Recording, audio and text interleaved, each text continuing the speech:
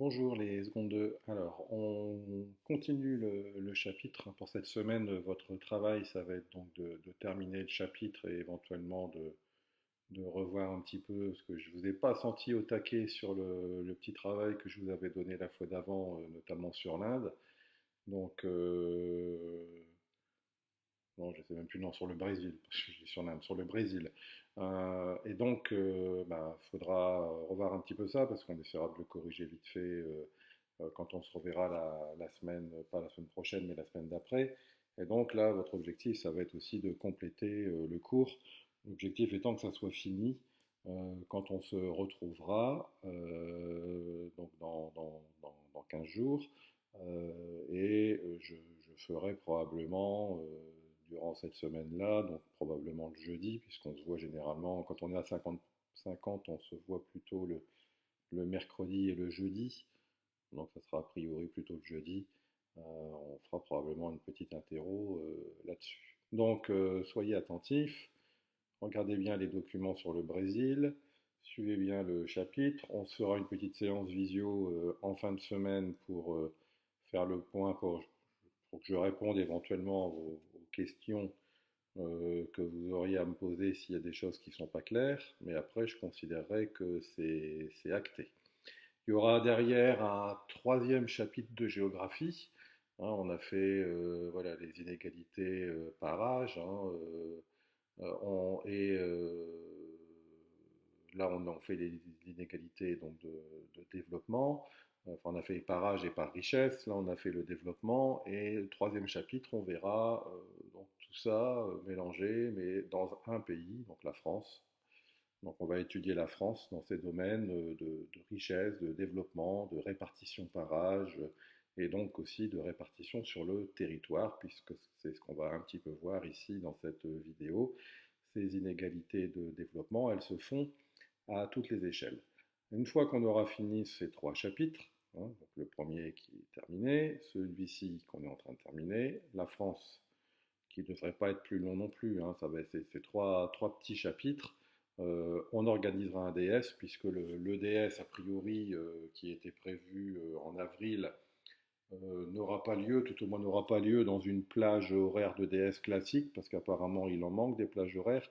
Donc on nous a demandé de réaliser un DS sur nos propres cours. Donc on le fait un peu quand on veut et on le fera durant une heure de cours, puisque de toute façon le DS ça dure une heure. Donc là-dessus, on en reparlera quand on aura fini la trilogie en fait des chapitres sur la richesse et le développement. Donc, on en a fait un, on va finir le deuxième aujourd'hui avec la vidéo et on a un troisième encore à faire. Et une fois que ces trois chapitres seront terminés, on planifiera donc un DS là-dessus. Voilà, alors, pour l'instant, on revient sur notre deuxième chapitre et on entamait en cours la deuxième partie, à savoir des inégalités de développement à toutes les échelles. Et donc, premier point, à l'échelle mondiale, des niveaux de développement variés. Et donc, on était sur cette carte-là, hein, sur laquelle on ne distinguait pas grand-chose sur le vidéoprojecteur.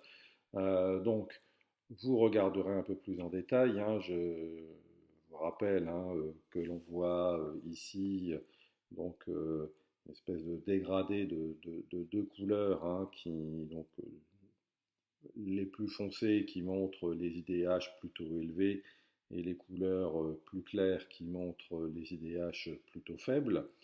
Et puis deux autres séries, ici la pauvreté, alors en rose, la pauvreté chez les pays, on va dire, plutôt développés, et ici en rouge presque marron, là, la pauvreté dans les pays en voie de développement. Et je vous avais dit hein, que bon, on ne parlait pas de la même pauvreté, hein, puisque dans les pays riches et développés, on parlait de gens qui avaient à peu près une trentaine d'euros par jour. Ici, on parle de gens qui ont moins de 2 dollars par jour, donc à peu près 1,50 € par jour. Et puis, on a aussi ici une donnée sur l'inégale répartition des richesses, tout au moins sur les revenus. Ce n'est pas tout à fait la même chose que le patrimoine, c'est-à-dire ce que les gens gagnent un peu en salaire. Hein. Donc, quand on regarde ici, ça veut dire que plus le chiffre est élevé, plus ça veut dire que les 10% les plus riches trustent à peu près, là, vous voyez, plus de la moitié des revenus annuels. C'est-à-dire que 10% des Brésiliens les plus riches gagnent plus de la moitié de l'argent qui est distribué par an dans le pays en termes de salaire, etc. Ici, vous voyez, en Amérique du Nord, on est donc à un peu moins de la moitié. On voit ici, pareil, en Afrique subsaharienne, on est un peu comme au Brésil, hein, on est à un peu plus de la moitié. Moyen-Orient, on arrive presque aux deux tiers. La Russie, la moitié. L'Inde, plus de la moitié. La Chine, quasiment la moitié. Et finalement, on voit que c'est l'Europe, peut-être dans les zones développées, qui a la meilleure répartition, si on peut dire. Hein. 10% des gens les plus riches gagnent à peu près le tiers des richesses de l'année. Mais bon, ça veut dire qu'il y a probablement, on en reparlera justement quand on fera la France, une volonté des pays européens de mieux répartir les richesses. C'est pour ça qu'on met des impôts, on taxe les plus riches pour redistribuer aux plus pauvres. Et quand on regarde la part de pauvreté, on se rend compte que dans les pays du Nord, elle est à peu près équivalente. Hein, vous voyez, 18%, 17%, 15%, 16%, 12% ici en Australie. Vous voyez que c'est moins, il y a moins de pauvres en Océanie. Et puis, on voit que c'est par contre très très variable dans les pays du Sud. Hein.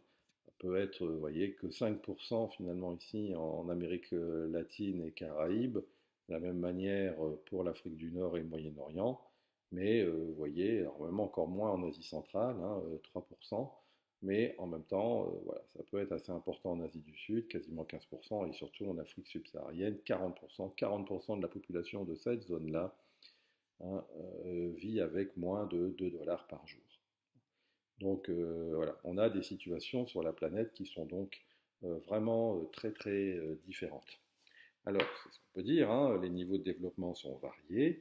Il existe les pays développés, hein, les pays donc on considère que l'IDH est supérieur à 0,8, donc des pays qui ont plutôt donc des populations qui bénéficient de revenus corrects, voire de hauts revenus, et ces pays sont plutôt majoritairement concentrés en Amérique du Nord, en Amérique latine, en Europe, Russie, Japon, Corée, Océanie. Hein, voilà, de toute façon, c'est à peu près tout ce qui est vert, hein, vous voyez ici, hein, vert foncé.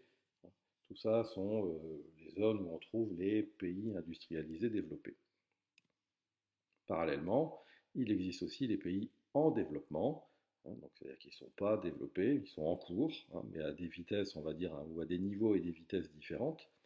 Les pays émergents, hein, dont la croissance économique est forte, donc ce qu'on appelle aussi, souvenez-vous, on a 5 pays qui ont un dynamisme particulièrement fort. Alors donc là, comme on est dans un cours virtuel, laissez-moi rêver, hein, vous êtes plus de la moitié de la classe à lever la main à vouloir répondre à la question, mais j'entends déjà la réponse d'ici. Effectivement, ce sont les BRICS, hein, Brésil, Russie, Inde, Chine et Afrique du Sud. Hein, ceux-là ont voilà, une croissance très forte. Petit à petit, ils se rapprochent des 0,8, hein, qui est un petit peu la frontière pour basculer du côté des pays riches et développés. Les conditions de vie dans ces États s'améliorent, mais pour l'instant, ce qui est encore un frein, c'est qu'on constate qu'il y a quand même de fortes inégalités de richesse, de développement au sein même du pays. On verra des exemples après. On les trouve plutôt en Amérique latine, Afrique du Nord, Afrique du Sud et en Asie Pacifique. On trouve ensuite les pays en voie de développement, hein, les pays qui ont une situation un peu intermédiaire, qui ont un IDH moyen entre 0,5 et 0,7. Hein, et là, on trouve la plupart des pays qui se trouvent en Amérique latine, on trouve au Moyen-Orient, on les trouve aussi donc en Asie du Sud, ceux qu'on n'a pas encore cités auparavant. Et puis, il nous reste les PMA, les pays les moins avancés, ceux qui cumulent à peu près tous les problèmes. Je vous en ai déjà parlé. Hein. Population qui explose, climat difficile, pas forcément beaucoup de ressources, capacité technologique très limitée, des guerres civiles ou des guerres entre pays, du terrorisme. Donc, enfin voilà, il y a énormément de problèmes qui, pour l'instant, ne leur permettent pas de se développer comme il faudrait. Donc, ils ont un IDH très faible, souvent inférieur à 0,5, et on les trouve essentiellement, voilà, ici dans l'Afrique subsaharienne, donc celle qui est en dessous du niveau du Sahara. Vous en avez ici quelques-uns en Asie centrale, mais c'est essentiellement, voilà, ici où on trouve les pays les moins avancés, donc les PMA. Alors, quand on a dit ça, on a tout dit, puis on n'a pas forcément dit grand-chose, parce que ça reste quand même super imprécis. C'est pas faux, hein, ce qu'on dit, mais c'est super imprécis. Puisque quand on regarde un peu plus près, quand on zoome un peu, hein, donc là on passe aux échelles continentales ou nationales, on constate que ben, y a des inégalités qu'il ne faut pas perdre de vue. Et souvenez-vous, bah là vous allez avoir quelques éléments de réponse sur votre travail sur le Brésil. C'est ça que je pensais corriger en même temps que le cours, mais bon, voilà, le sort en a voulu autrement. Quand on dit par exemple que le Brésil, bon, vous voyez, il est orange, donc ici on a les classements IDH, hein, donc plus encore une fois, logique, hein, plus on est, l'IDH est important, plus la couleur fonce, hein. Donc bah, le Brésil est ici, hein, en orange, c'est-à-dire qu'il navigue entre 0,73 et 0,79.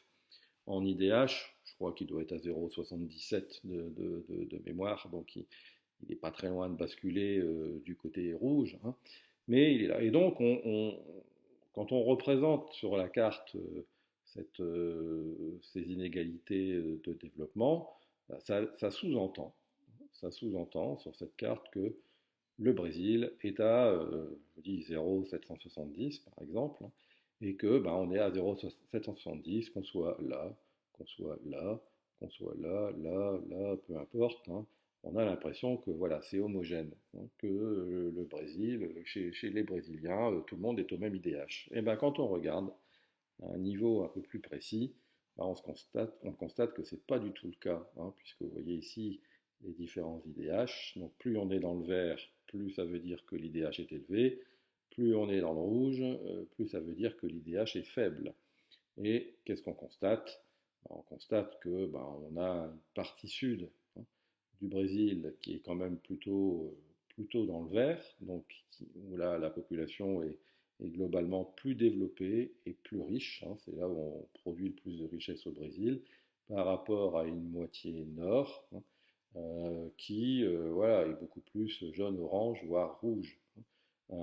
Donc, cette carte ici ne montre pas ça. Et quand on dit à un Brésilien, bah, vous plaignez pas, votre IDH il est quasiment à 0,800, donc vous êtes à deux doigts d'être parmi les pays riches et développés, bah, allez dire ça à un Brésilien qui habite ici, là, ou même là, hein, ben, il va peut-être pas bien le prendre, hein, parce que lui, ses conditions de vie sont particulièrement difficiles. Et vous voyez, ici, entre une région du nord-est et une région ici, une zone du sud-est, près de Sao Paulo, vous avez un IDH qui va du simple au double, hein. 0,4 ici, hein, l'IDH dans cette zone du nord-est, et ici on est à 0,862 pour la partie sud du pays. Donc on est dans le même pays, mais on peut imaginer que les gens qui habitent là et les gens qui habitent là ne vivent pas du tout la même vie.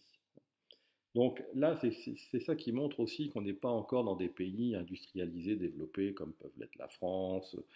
En France, il y a des écarts de richesse, il y a des zones riches, des zones pauvres, c'est évident, on le verra dans le troisième chapitre, mais pas de manière aussi flagrante que ça. On n'a pas des zones dans notre pays où l'IDH il est moitié moins que dans d'autres régions.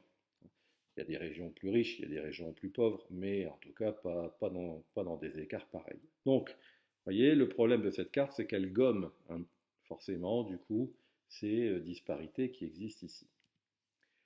Alors, si on résume, au sein des continents et des États, les égalités de développement sont aussi fortes.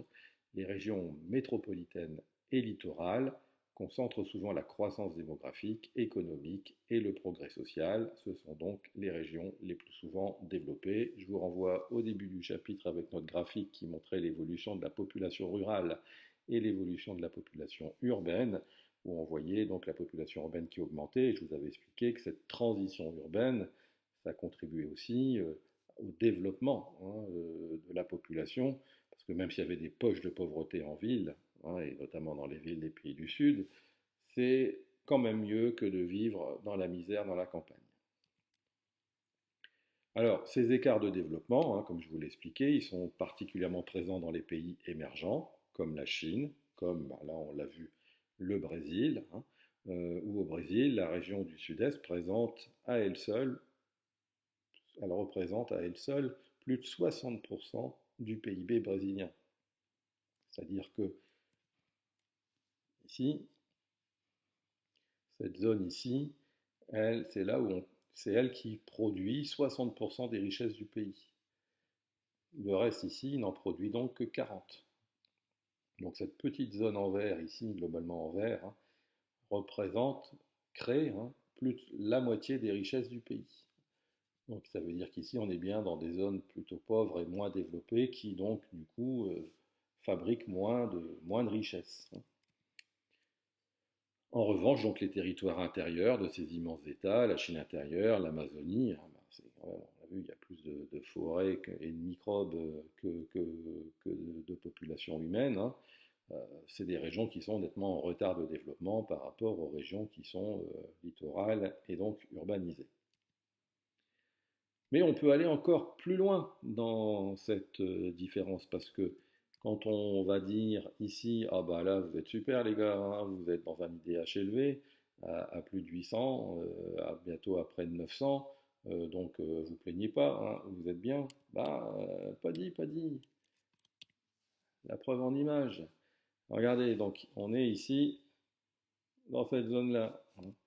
Et qu'est-ce qu'on voit? Alors là, bah, c'est pareil, hein. Je vous imagine en train de tous lever vos doigts, où on voit clairement, hein, de manière flagrante, clairement deux mondes, hein, ici qui se côtoient, hein. Il y a juste un mur, vous voyez ici, qui voilà, marque la différence entre ces deux mondes. Un monde où on joue au tennis, on va à la piscine et on a des jacuzzis sur sa terrasse, hein. Donc on est dans un quartier particulièrement riche. Et puis ici, un bidonville. Alors c'est pas le pire des bidonvilles parce qu'on voit qu'il y a quand même des choses qui ressemblent vaguement à des maisons. C'est pas encore des baraquements en tôle, même si les toits sont en tôle, mais les murs ont l'air d'être en solide, hein, et pas en matériaux de récupération.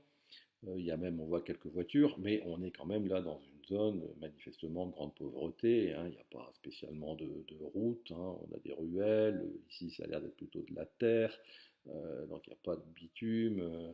Donc on est vraiment dans quelque chose de très modeste, hein. Et ici, donc vous voyez, à quelques mètres d'intervalle, se côtoient la grande richesse et la pauvreté. On peut imaginer, hein, on va faire une espèce de science-fiction, mais ça ne doit pas être tant la science-fiction que ça. On peut imaginer que des fois ça peut être tentant pour ces gens-là de juste enjamber le mur pour aller essayer de tenter d'aller dans les appartements des gens riches pour aller les délester de quelques bijoux ou de quelques billets qu'ils peuvent laisser traîner dans leurs meubles, hein. Donc, et bon, on peut imaginer quand même que du haut de son jacuzzi, là, la vue, c'est pas les plages de Copacabana, quoi, hein. Donc, voilà, on a un peu là de mondes un petit peu, enfin très très différents au point qu'ils pourraient être un petit peu hostiles. Donc, même aux échelles régionales et locales, hein, les inégalités de développement sont fortes, hein. Ces inégalités sont marquées entre les habitants d'un même pays, hein. Alors là, je ne parle pas des revenus, hein, je parle vraiment des richesses, donc avec le patrimoine, hein, les terres qu'on possède, les maisons qu'on possède, les usines éventuellement qu'on possède. En Russie, 1% des personnes les plus riches détiennent près de 75% de la richesse du pays. Donc vous imaginez, les trois quarts des richesses totales du pays sont dans les mains de 1% de la population. Donc on est vraiment ici dans quelque chose de très inégal.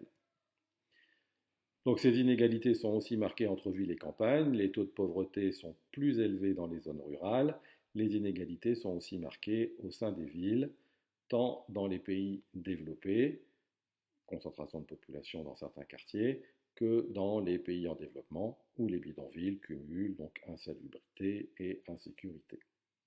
Donc on reverra un petit peu la pauvreté dans les quartiers, notamment en étudiant la France, mais on n'est pas encore on n'est plus tout au moins dans la situation des bidonvilles tels que on a déjà vu dans plusieurs photos, notamment au Brésil. Alors ce qui nous amène à la dernière partie, c'est comment essayer de réduire ces inégalités à toutes les échelles, puisque on constate que plus il y a d'inégalités dans le pays, moins on va arriver à le développer. Donc l'objectif est de réduire les inégalités pour voilà, favoriser, accélérer le développement. Alors vous avez des actions qui sont mises en place. Vous voyez, les objectifs pour le développement durable. Alors souvent c'est l'ONU qui est à l'origine de tous ces grands projets. Alors, vous voyez, vous regarderez en détail. Alors c'est des beaux objectifs. Alors après, c'est à partir de quel moment on peut dire qu'ils sont atteints?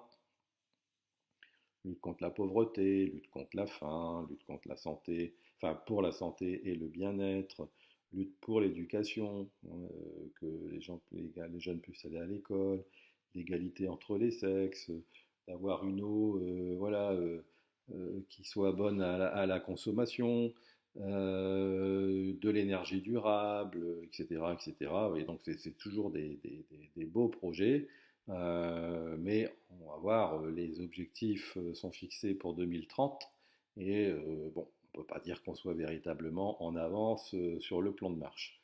Après, voilà, on peut dire aussi qu'il y a des pays qui essayent de consacrer, ça fait partie aussi des missions de l'ONU, quand vous êtes à l'ONU, vous donnez une partie de votre budget à l'ONU et pour des actions, et notamment, par exemple, ça peut être de l'aide au développement, vous pouvez contribuer en tant que membre riche de l'ONU à donner un petit peu d'argent pour permettre à des pays plus en difficulté de se développer aussi. Et donc vous voyez en rouge les pays qui bénéficient d'aide au développement, c'est-à-dire d'argent qui a été donné par d'autres pays, et en bleu, vous voyez les pays qui ont justement donné cet argent. Donc, qu'est-ce qu'on constate? Encore une fois, que c'est plutôt dans les pays industrialisés développés, où on est considéré comme riche, qu'on donne un peu d'argent pour permettre aux pays les plus pauvres, donc en rouge, de bénéficier de cet argent et de mettre en œuvre un ou plusieurs des 17 axes qui ont été proposés ici pour le développement durable. Donc, puisque les inégalités sont un obstacle au développement, la réduction de celles-ci est l'un des 17 objectifs du développement durable de l'agenda 2030, vous voyez, 2030, on est en 2021, adopté par l'Organisation des Nations Unies, donc l'ONU, en 2015. Il s'agit de l'objectif numéro 10 intitulé Inégalité réduite. Donc un des plans de l'ONU, c'est de réduire les inégalités donc pour 2030 avec 17 objectifs à atteindre. Donc cet objectif numéro 10 invite les États à réduire les inégalités en proposant plusieurs pistes. Donc vous les avez sur les pictogrammes. Adapter des politiques visant à davantage d'égalité au sein de leur territoire en aidant davantage les populations et les territoires les moins favorisés. Donc en stimulant l'aide publique, on vient de le voir, en demandant aux pays les plus riches de verser quelques subsides pour permettre aux pays qui en ont besoin de se développer. Donc ça peut se faire par des dons, ça peut se faire par des prêts, avec des taux réduits de remboursement ou des délais de remboursement très longs pour aider les pays qui ont le plus besoin de ces aides. Alors on constate, comme je vous l'ai dit, que les pays qui y contribuent sont plutôt les pays riches et les développés, et les pays qui en bénéficient sont plutôt les pays en développement, voire les PMA. Alors, en même temps, donc ça, on est plutôt dans les politiques internationales, mais on a aussi des politiques nationales. Qu'est-ce qu'on fait à l'intérieur de son pays pour réduire les inégalités? On voit de manière générale, ici vous avez un tableau qui vous montre la pauvreté extrême dans le monde, c'est-à-dire ces fameuses personnes qui vivent avec moins de 2 dollars par jour. Et quand on regarde ici euh, le graphique qui vous montre des courbes d'évolution entre 1999 et 2013, par région dans le monde. Donc en bleu, vous avez l'Asie de l'Est et du Pacifique, en rouge, le Moyen-Orient, en orange, l'Europe et l'Asie centrale, en violet, l'Asie du Sud, en vert, l'Amérique latine et Caraïbes, En marron, l'Afrique subsaharienne, qui on voit est bien, bien au-dessus. Mais quand on regarde la tendance, et qui est confortée par la ligne grise qui représente ici la moyenne mondiale, bah on voit bien quand même que la situation, même si ça évolue lentement, elle tend quand même à s'améliorer. On voit partout la pauvreté diminuer. Donc c'est quand même plutôt une bonne chose, hein. Et on voit encore une fois que les régions où la part de la population extrêmement pauvre se trouve, ben, encore une fois en Afrique et surtout en Afrique subsaharienne. Donc à l'échelle nationale, de nombreuses initiatives sont mises en place afin de réduire la pauvreté et les inégalités. Des dispositifs par exemple d'assurance santé au Cambodge, on en avait vu dans d'autres chapitres aussi, hein, par exemple les campagnes aussi qu'on a vues en Afrique, souvenez-vous dans le chapitre précédent, le planning familial, hein, pour essayer aussi de faire comprendre aux gens, d'apprendre aux gens à maîtriser leur sexualité pour peut-être avoir moins d'enfants, utiliser des préservatifs ou maîtriser aussi l'utilisation de la pilule contraceptive pour essayer voilà, d'avoir des enfants vraiment quand on en veut et baisser aussi un peu donc, cette explosion démographique qui est un frein donc au développement. Ça peut être donc voilà des politiques sociales aussi, hein, d'aide aux soins, d'aide au travail, d'aide aussi à l'investissement à l'agriculture pour permettre de commencer à produire davantage, hein, et de passer de l'agriculture de subsistance à une agriculture plus productive pour que les gens mangent davantage à leur faim. Le Malawi, hein, pour ceux qui savent pas où ça se trouve en Afrique. Ça se passe quelque part ici, hein. Donc ces résultats permettent des progrès considérables. Entre 2000 et 2018, le nombre de personnes vivant sous le seuil d'extrême pauvreté, hein, donc voilà, moins d'1,90 $ par jour, est passé de 1,7 milliard à 660 millions. Donc on a baissé quasiment de deux tiers, hein. Même si, encore une fois, il y a des permanences qui restent, hein. C'est l'Afrique qui est le continent le plus touché. Et en termes de pays, c'est l'Inde, hein, qui a le plus de pauvres. Alors je vous rappelle, hein, l'Inde est passée devant la France au classement des grandes puissances mondiales. Donc vous voyez comme quoi on est dans des situations qui sont discutables, hein. La France, elle est peut-être moins riche actuellement, ou elle produit moins de richesses que l'Inde, mais elle a sûrement aussi moins de pauvres et des pauvres dans des conditions beaucoup moins catastrophiques que les pauvres qui vivent en Inde. Et puis dernier point, pour terminer là-dessus, sur ce chapitre, hein, on constate quand même, hein, si on a vu que là, le bilan était plutôt positif, il ne faut pas non plus faire croire que tout va bien, hein. Les inégalités demeurent quand même encore importantes, hein. Donc je reviens un peu sur une autre carte, mais qui remonte un peu les mêmes choses que la première avec laquelle j'ai commencé cette séquence, hein. Ces petits camemberts avec le partage des revenus, hein. Et puis, vous avez aussi, bon, je développe pas plus que ça, parce que après ça va faire beaucoup de trucs différents à retenir, mais de la même manière que vous avez l'IDH, vous avez aussi ce qu'on appelle l'indice de Gini, qui calcule en fait les inégalités au sein d'une même population, entre les plus riches et les plus pauvres. Donc plus c'est rouge ici, plus ça veut dire qu'il y a des écarts importants au sein de la population d'un même pays. C'est-à-dire qu'il y a voilà, des riches qui sont vraiment, vraiment très riches et des pauvres qui sont vraiment, vraiment très pauvres. Quand on a des couleurs pâles, ça veut dire qu'il y a du coup moins d'écart, hein. Ce problème, il est moins important. Donc on voit bien dans notre politique, nous, on reverra sur la France, de redistribution des richesses pour essayer d'imiter, limiter justement les écarts les inégalités de richesse.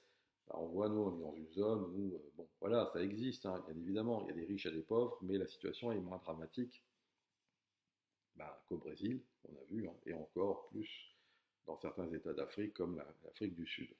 Et vous voyez, vous avez ici tout un petit tableau, je vous laisserai regarder, hein, avec plein de pictogrammes qui vous montrent quelques chiffres punchy hein, quand même, qui vous montre un petit peu les inégalités, notamment entre les riches et les pauvres, mais aussi entre les hommes et les femmes.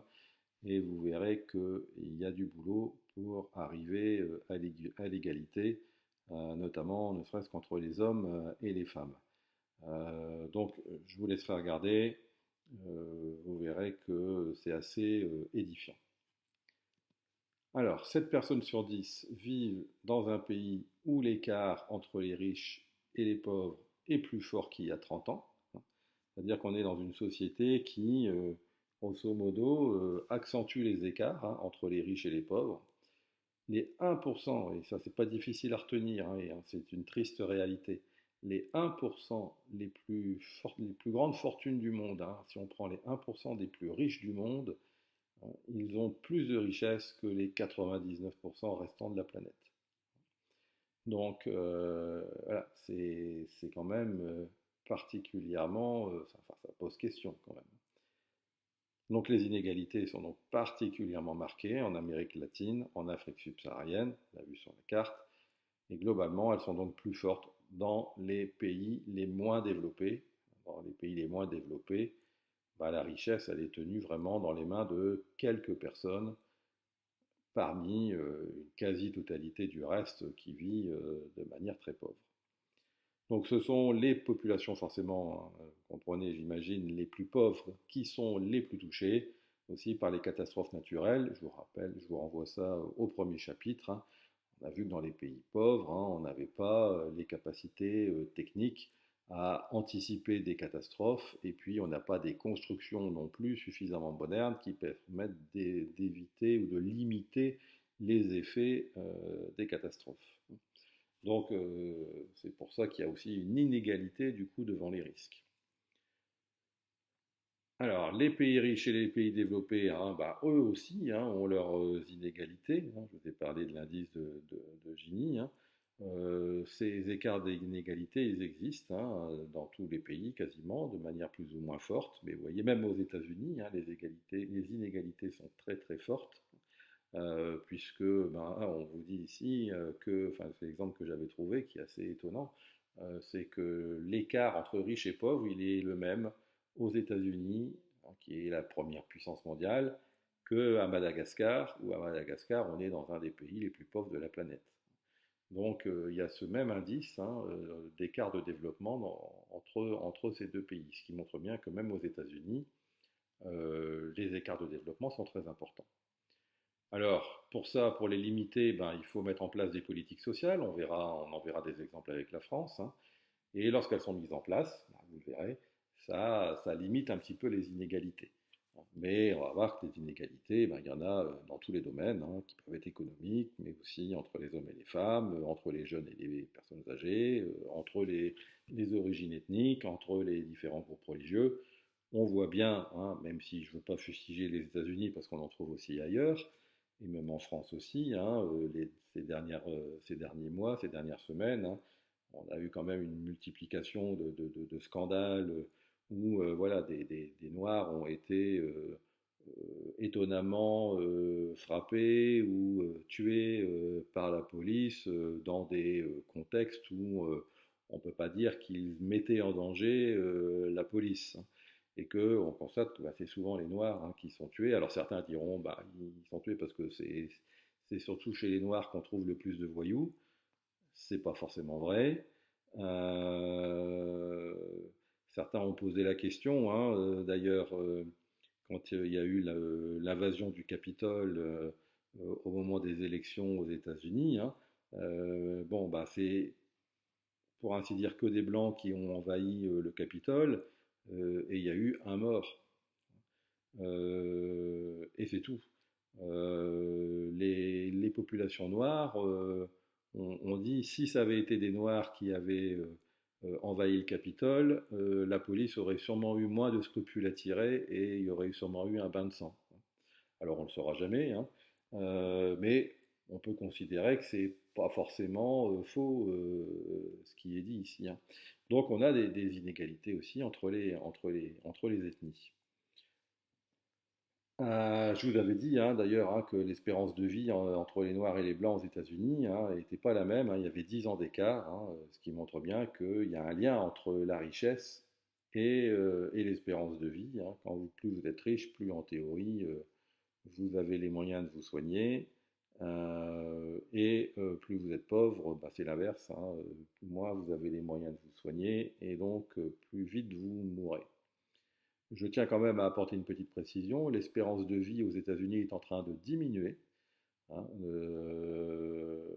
et ça, c'est peut-être essentiellement à cause des Blancs d'ailleurs, hein, parce qu'ils bouffent tellement mal, les Américains, ils s'empavent tellement de hamburgers, par exemple, de très jeune âge, hein, que vous avez un taux d'obésité, notamment chez les enfants, qui explose, hein, et qui entraîne du coup une mortalité plus importante, hein.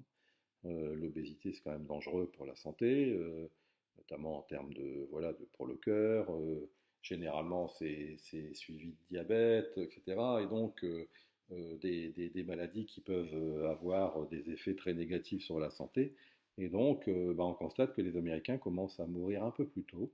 Leur espérance de vie diminue un peu parce que ils bouffent tellement mal, ils bouffent tellement, on dirait tellement mal, que ça commence à avoir un impact sur leur espérance de vie. Et ça, voilà, c'est pas les minorités ethniques qui en sont responsables, pas tout au moins moins.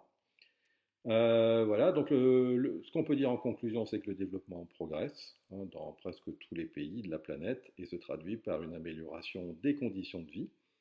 Mais pour autant, ces inégalités de développement restent présentes à toutes les échelles, hein, qu'elles soient mondiales, nationales, locales, et la pauvreté, même si elle recule, on l'a vu, est encore fortement présente. Donc les progrès du développement n'ont donc que partiellement permis de réduire des inégalités de développement, quelle que soit l'échelle concernée. Donc ça va un peu mieux, mais il y a encore du chemin à faire. Voilà, donc vous avez ici quelques chiffres, quelques tableaux, une carte qui vous résume un petit peu la situation de tout ce que je vous ai raconté. Regardez-la bien, et puis je vous fixe un rendez-vous jeudi ou vendredi en visio pour un petit peu faire le point là-dessus. Voilà, je vous souhaite une bonne semaine et je vous dis rendez-vous en fin de semaine. À bientôt.